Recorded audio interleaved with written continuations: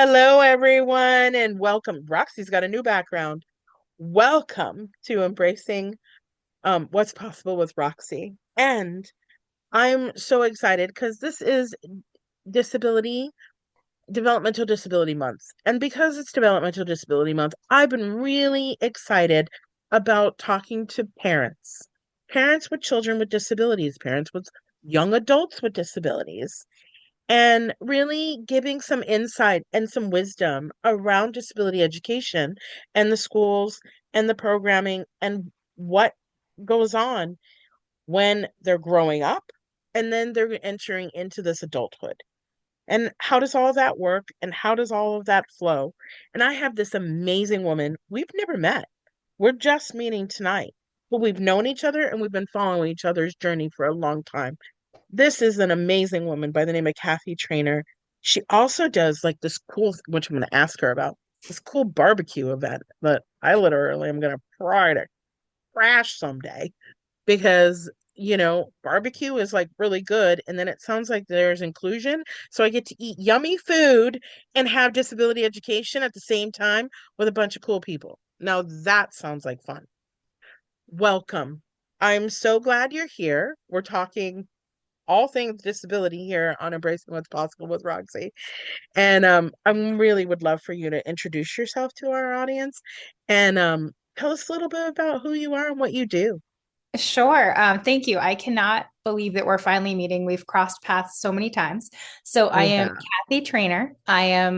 Most people know me for Ask Advocacy, some of the advocacy work I do, but I'm more than that. I'm a mom of two boys who have their own special education needs. I am neurodivergent myself. And you touched a little bit on some of the hobby that we do as a family.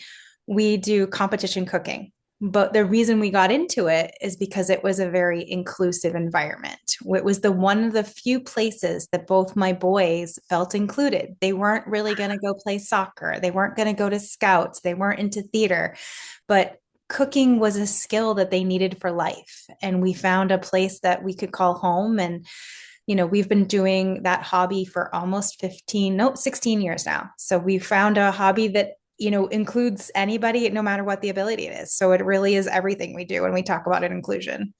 I'm in love with that. So tell us what Ask Advocacy does and, you know, briefly, because I really want to talk to you about your family and how that dynamic works and what has been some of the inspiration and what has been some of the struggles. So in short, Ask Advocacy has three different pillars. One is resource management for families.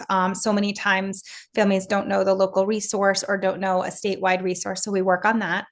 There's advocacy in the area of education.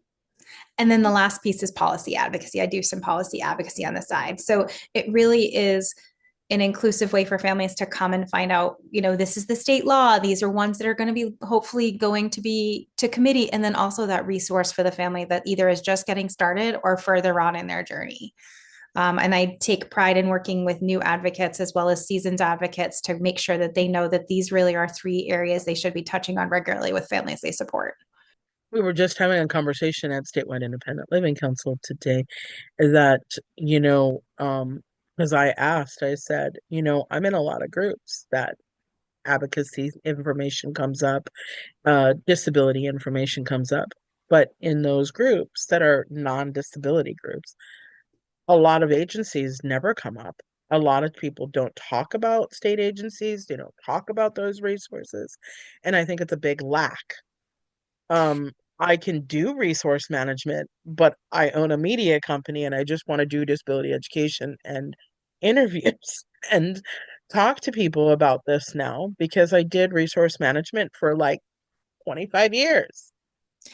And for me, that I like the resource management space. Like my whole website is just resources broken down by areas, by age, by, Love that. even by state funding, what that looks like and how it trickles down to other agencies. Because Yeah. when we got started as a family, it felt like an island. My first son was diagnosed at 3, and then the second one was diagnosed at 5. And I was like, what do you, and now I have two, like, what does this mean? Where do I go? What are the things? but we quickly turned to realize that there was a community of people that understood the ups and downs and the paperwork that goes along with it, or this is only a resource for certain clients versus other clients. So navigating that. But as a family, we took an approach that if we found a resource, we were going to share it. We didn't, there's no sense in holding it. And I would hope that Oh, people do the same. If you find something, please share it because it's only going to make someone else's life easier as they navigate through a world that sometimes can create some barriers that you didn't expect. can you talk about that? What that means? Um, I like to give an example about that. So I would. my I husband, would so agree. my husband and I are both in like more of like compliance roles, or either that they really are like testing things pretty heavily. I remember sitting down to do the mass health application. And I'm like, this should not be that hard. Like I'm applying for health insurance for my child. It was 43 pages. And I was like, what is going on? 43 pages is a lot for a 5-year old. Like how do you like name, date of birth? They're barely in kindergarten. How does this work?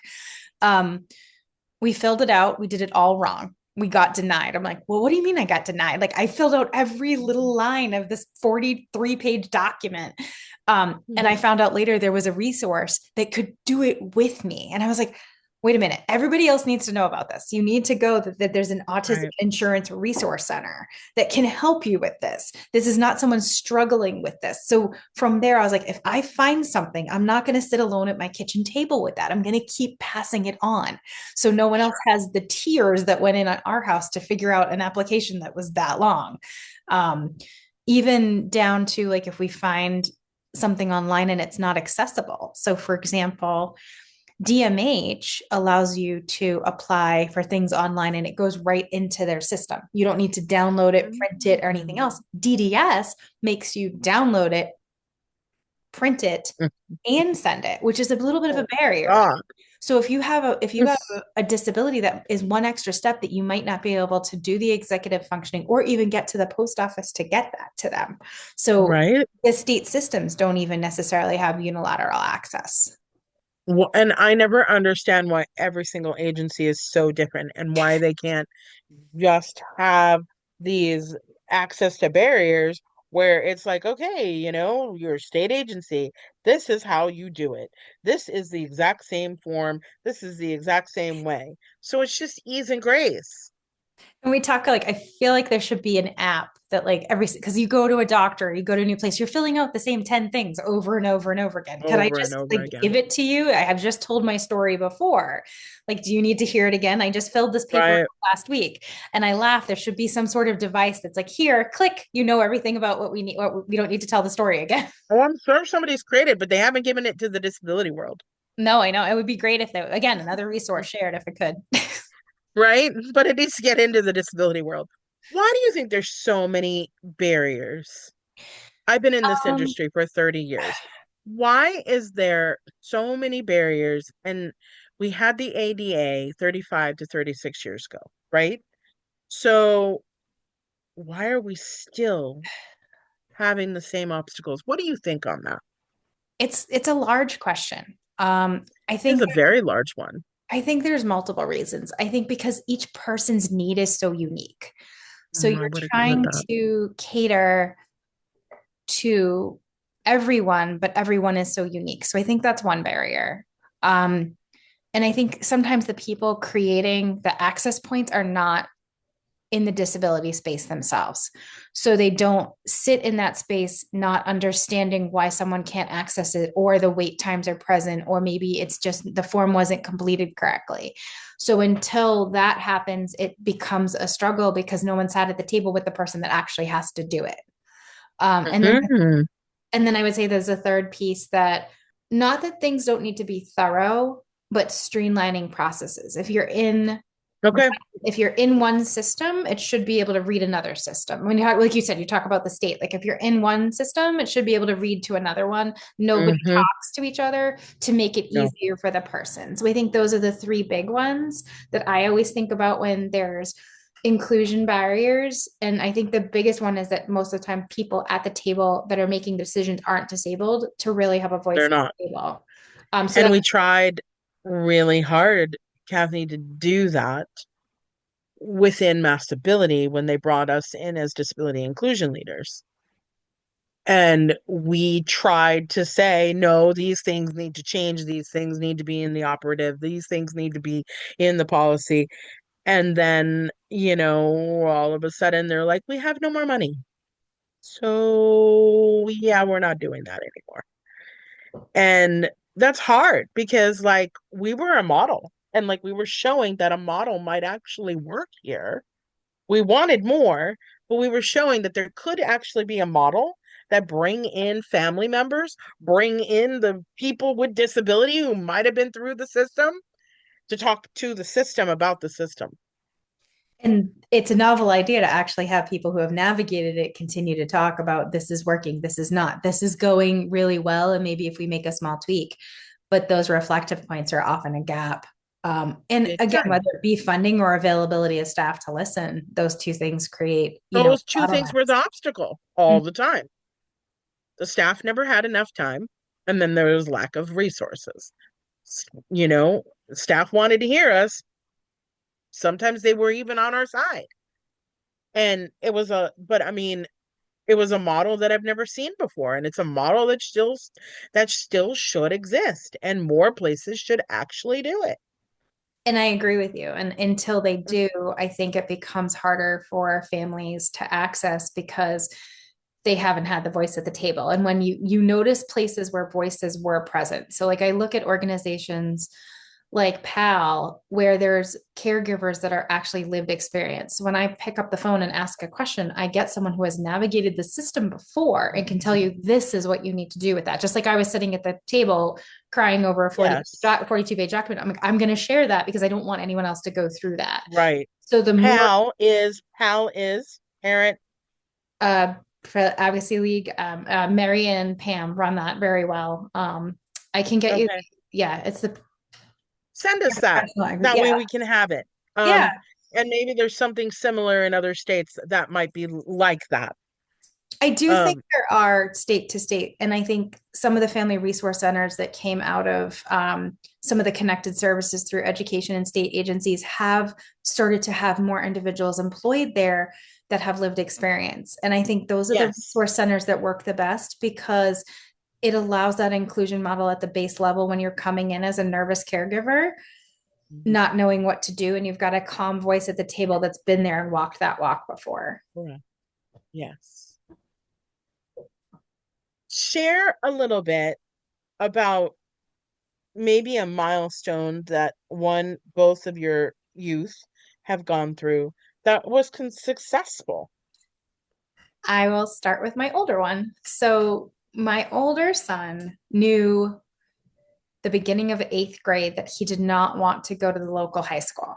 He knew that his education needs were not going to be suited at a very large city high school because our high school has eighth graders in it. He got a taste of high school and said, nope, that's not for me.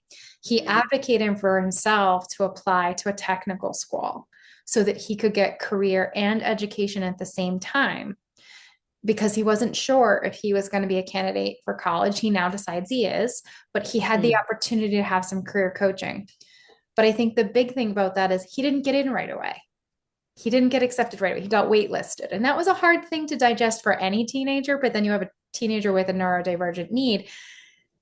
He took it seriously. He took it and he wrote a letter and he said, I really want you to reconsider on why I might be a candidate. And he ended up getting in on the second round. Now, I don't know if that letter had any influence, but just to be able to have himself advocate was huge at such a young age. And I attribute that to the things that we've talked about. Like, you have to have a voice at the table, you have to tell us what's going on and what's working well and what isn't working well. I Um, didn't have parent support. Um, I was born with physical disabilities, and I was born with like all the dyslexia, dyscalculia, dysgraphia, many dys. I had many of them, and executive functioning issues. So I was in that pull-out system. But I had some cool teachers, and I looked at those cool teachers and I said, "Look, my doors are always shut on me. The biology teacher says I'm never going to amount to anything. The chemistry, physics teacher thinks that I'm the most intelligent woman in the world. young girl that should probably go into science and I'm scared. I like arts and I like teaching and I like educating and leadership. That is exciting to me. So I'm 14, 15 and a half, and I'm telling my teachers, uh-uh. I hate that the student council won't let me in. I want to do leadership. Why are the people with disabilities not allowed? This is Mhm. 1988, Yeah, 1989. This is not like, 91, even 2010. This is like in the 80s, late 80s, early 90s, before ADA Act, right? And I'm sitting there telling them, no, no, no, no, no. I if they won't let me on student council, I want to join the mayor's commission. Do you think I can? She's like, why not? And I said, good, I'm going to try. I said, I want mentorship, I want leadership. And guess what? I got in. I was the only person with a disability on that. I was leading back in 1989, right? And so I didn't know I was advocating. No idea what the hell that meant, right. right? But I had to because I knew that there was barriers to access, and I also knew that if I didn't have the ability to speak my mind, they thought I was a shy, dumb girl. You should just become a typist. You should just become a secretary. Don't have any ideas. You're not going to be able to amount to much. But I'm like, no, there's got to be a way. There's got to be a way. If they would have sat there and been like, oh, yeah, you can have businesses, Miss Rocker, you can do that. They would have told me that in 1989. We would have all looked like we were having 12 heads.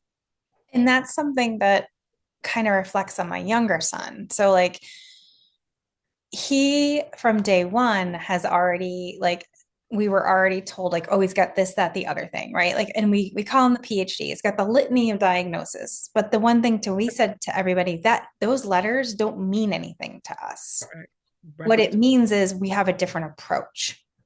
Hmm. So when it came to school, we found a unique approach. When it came to like if we look at career or we look at options for like we don't call it like we call it training school. We talk about like, some children go to college, some children go into the military, some children get a job. But for him, we talk about training school. And it was an access point to help him understand that everybody has a unique need, but everybody can learn in a different way and gain a skill. And those teachable moments had to happen continually.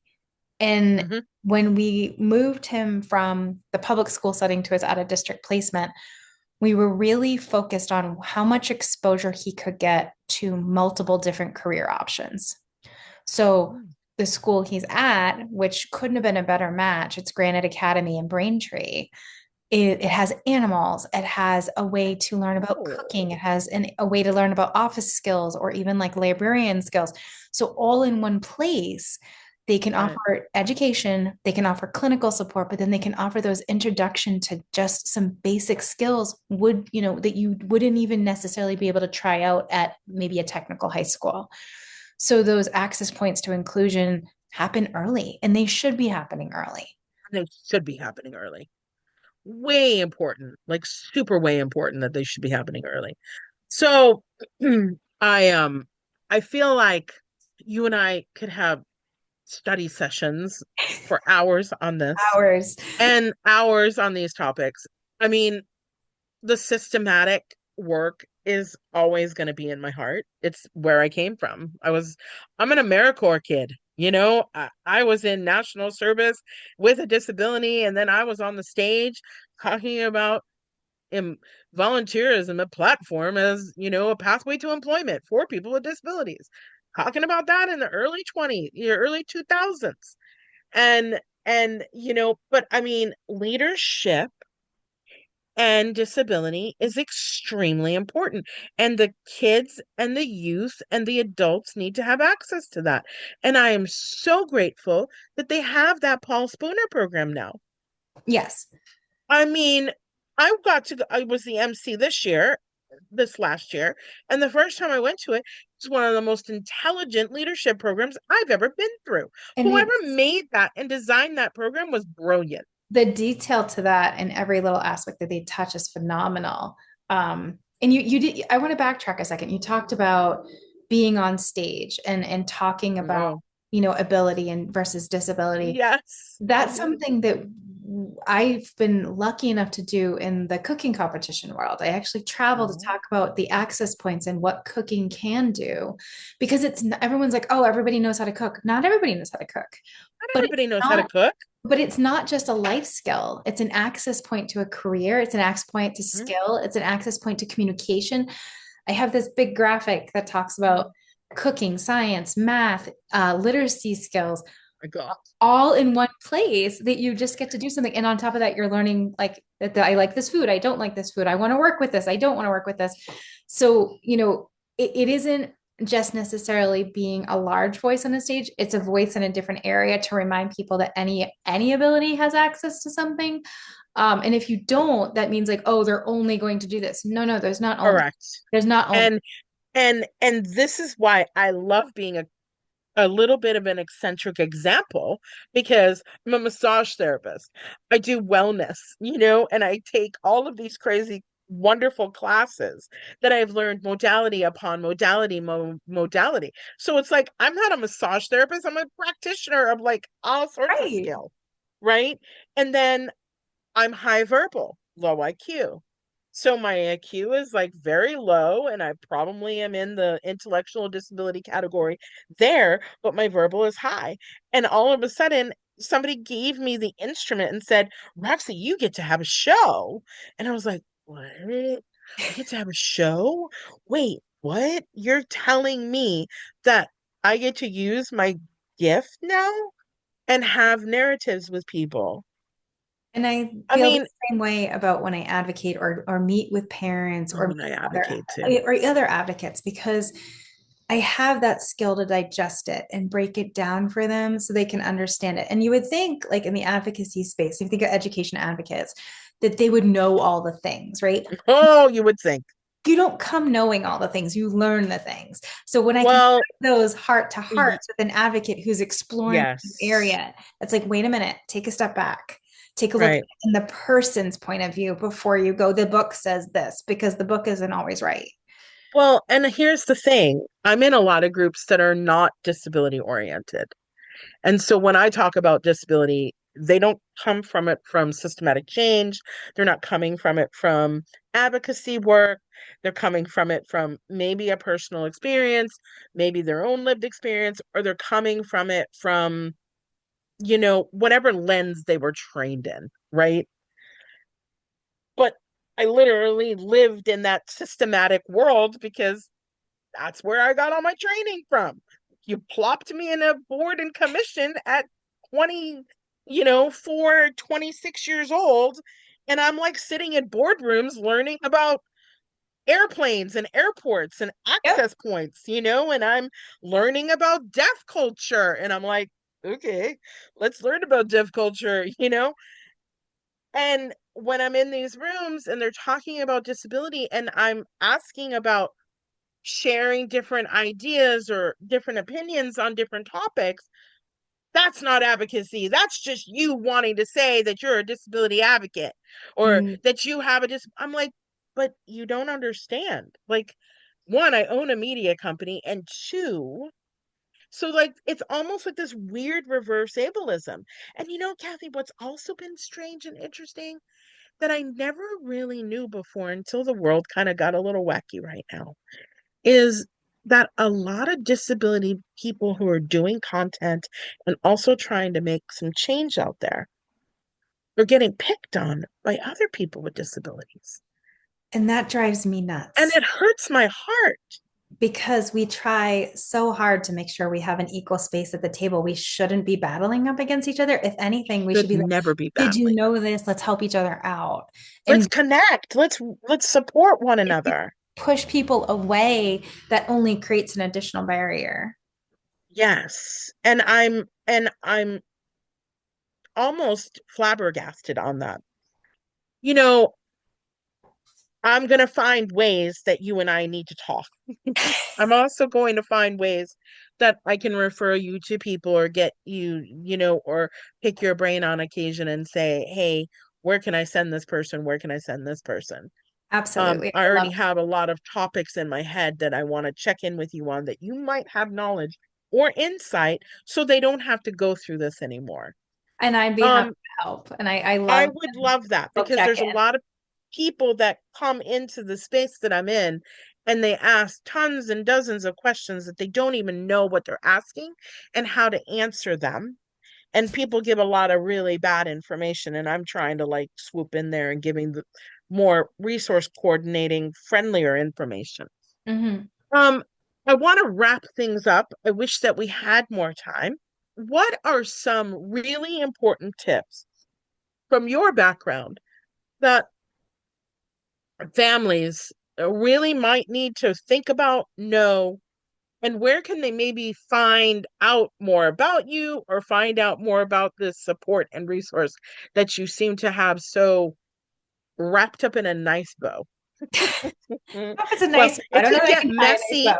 It can get messy, but I'm going to say that you have it nicely wrapped in a bow. I think the piece of advice is, and this is why we founded the name Ask Advocacy, just ask. Someone is going to be able to Yes. answer your question. And my motto is that it's just ask quick, the answer is a question away, right? Like just let me help that. But with regards to finding me, I think I'm in like 9 trillion Facebook groups. So just ask me a question. I'm not shy, but you can find me at askadvocacy.org. And that's my Okay. website. You can reach out to me there.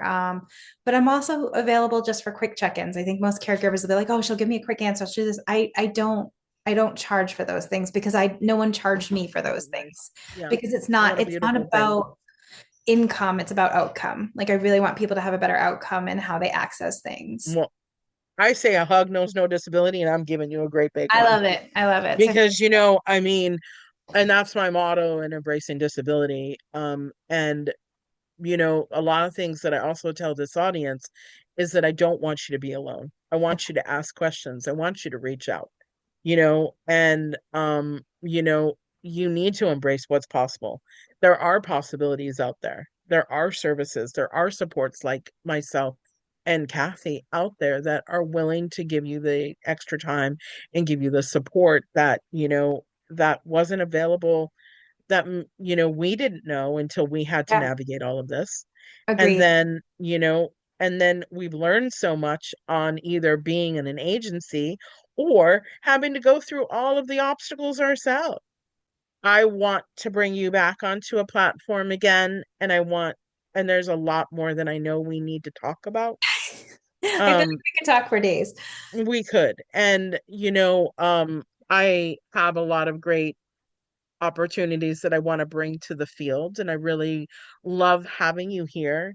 And it's so exciting to be meeting somebody that I've admired for a long time. Well, thank you. And, and now finally get to have a dialogue with you and share the lived experience and the wisdom on embracing what's possible. We've had the father and now we've had the mom, but the mom is also a disability advocate and she brings so much to this table. She's in embracing what's possible because she's gone through so many um opportunities and obstacles that she's learned what's possible and wants to make sure about what's possible for others. I'm normally asking people that question, but on this episode, we're saying that this is the resource for that what's possible because you're not alone. And here's people out there that are like Kathy that will go the extra mile and take that time. And I want to give you a round of applause on that because it's not an easy journey, whether you are the person with or you're that family member who's trying to navigate this world. Thank you. And thank you for having me. And I'd love to be back again. And thank you for all you do. You've given a space for individuals with disabilities to have an open heart and an open mind. So thank you. I'm trying every single day out there and I'm still scrutinized and I'm still, misunderstood and misconception. And it's okay because I've worked so hard and I finally have gotten to places where now I can be that educator and I can be that voice out there that, somebody might be watching and looking up to that. And you have And that voice. So yeah, and that's important to me. Um, thank you again for joining. Until next time, we're going to be doing the educational components yes. of the educational advocacy in April. where we're going to be talking to a lot of teachers and a lot of advocates and a lot of educators. Wait till you hear all of the services, resources, and programs around education and advocacy in schools. Those episodes are going to be very much important for us to be tuning into. Again, Kathy, amazing. And thank you so much for all of your wonderful work. I am your host, Roxy B. Rocker, with Embracing What's Possible with Roxy. I'm embracing what's possible, heart open wide, where fear used to whisper, now love is my guide. I'm not just surviving, I'm setting the pace, wearing my story with shimmering grace. From shadows to spotlight, I rise and I sing, embracing what's possible, changes everything.